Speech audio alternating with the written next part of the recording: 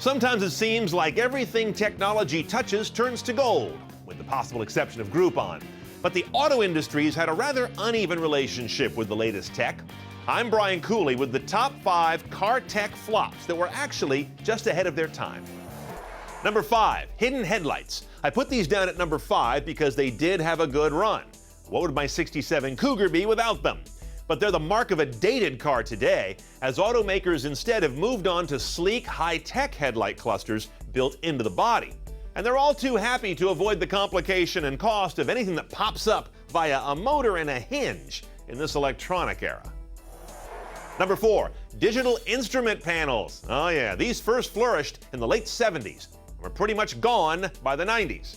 Horrid-looking digit displays that were hard to read, expensive to repair, and looked like something you made from a kit. A slew of Lincolns, Caddies, and even Aston Martins mistook this look for luxury.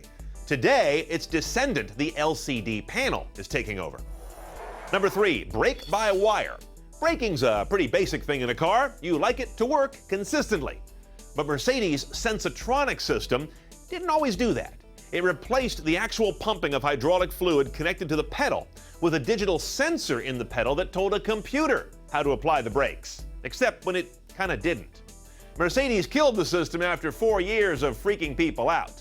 Today, though, electro-hydraulic braking is once again common as part of stability control and lane departure technology. Number 2, cylinder management. Cadillac's V864 engine could drop down from 8 to 6 or even 4 cylinders for better fuel economy.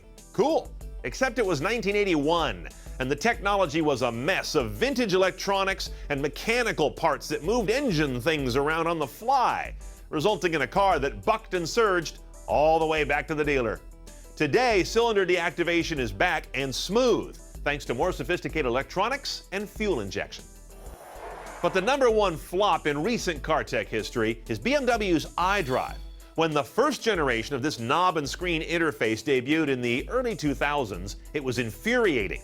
The screen layout was just clunky, and it could only be navigated by this knob with silly haptic feedback and almost no helper buttons around it. It made you beg for a touchscreen, and it was the most universally hated car tech that I can recall. But look who's laughing now, as almost every car has some kind of similar human-machine interface, and BMW's current iDrive is one of the best. To stay on top of all the new car tech, future flops and otherwise, go to cnetoncars.com. I'm Brian Cooley. Thanks for watching.